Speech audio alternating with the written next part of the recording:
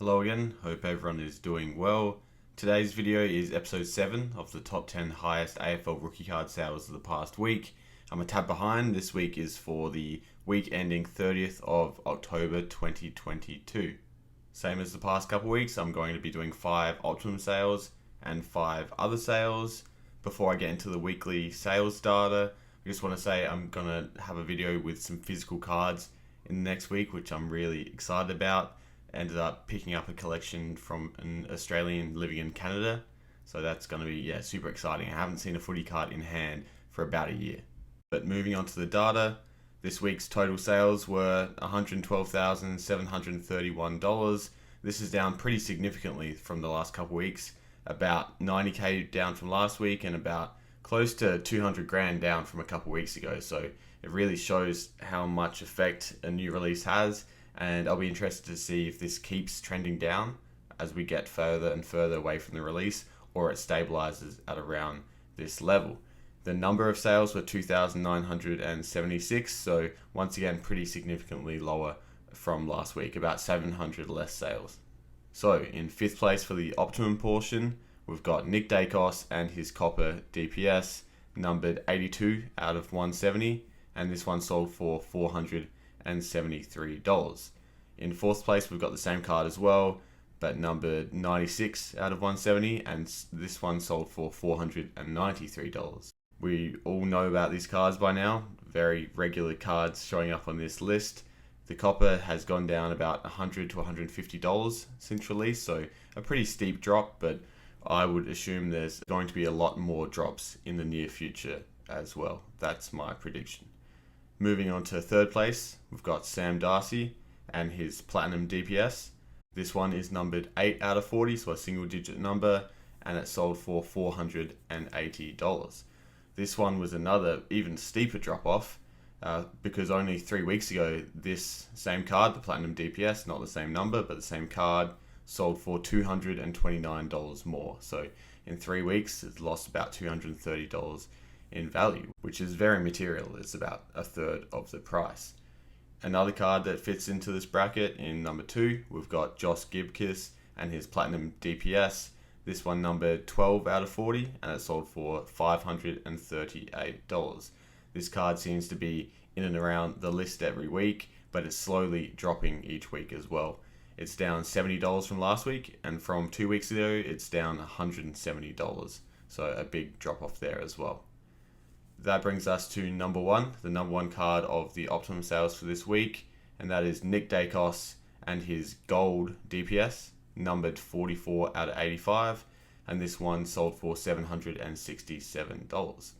Out of all the cards in this list, this is actually the one that seems to be staying relatively strong. It came out the gate at about $750 and it's still around that mark.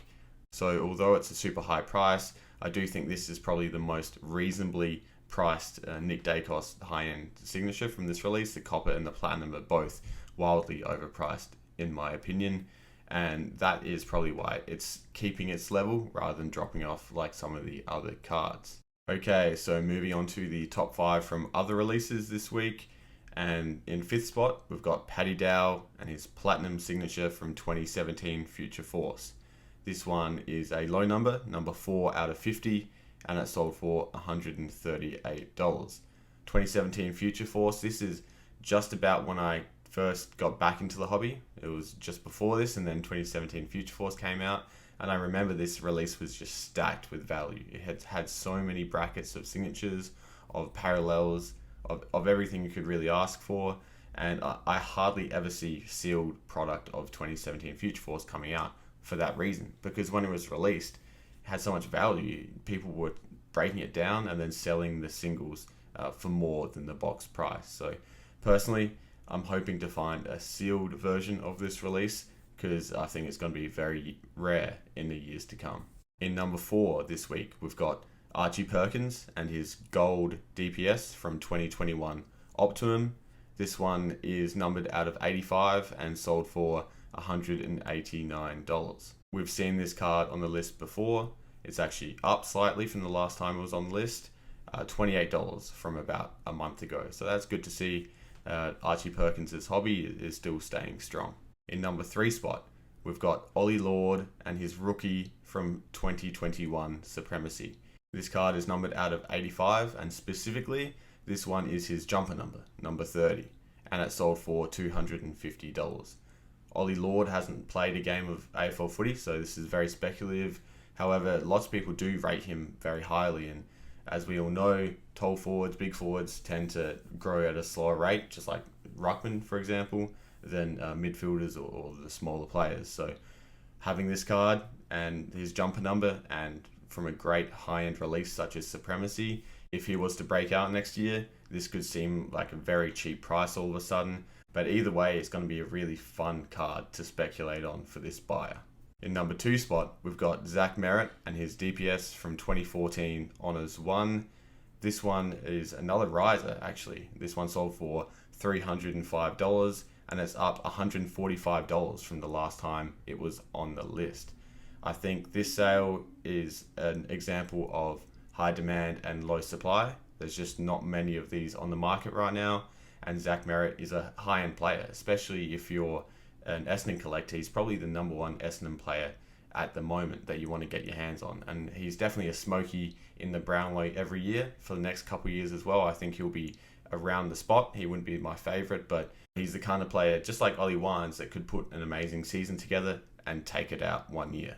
And that takes us to number 1 with Marcus Bontempelli's DPS from 2014 Honours 1. This one has been number 1 on the list 3 times now, and it's down $20 from the last time it was, and $58 from the first time. So it's steadily dropping in value, actually. This one sold for $309. In comparison to the Zach Merritt card at $305, I think the buyer for the Bont is getting a lot more value, because Bont is going to be a more important player going forward, in my opinion. So around $300 represents a pretty good buying opportunity.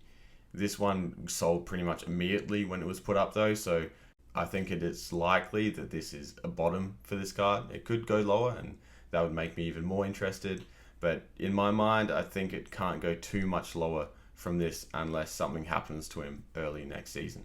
But that's the list for this week. Personally, my favorite card is probably the Bontempelli DPS. I think that represents a really good value, but the most exciting speculation is probably the Ollie Lord. 9 times out of 10, it will drop in value, but for a jumper number and for a high-end release like Supremacy, there is that chance that it would boom into the future if he starts playing really good footy for Port. So let me know what your favorite card on the list this week was, and I'll see you next week. Cheers.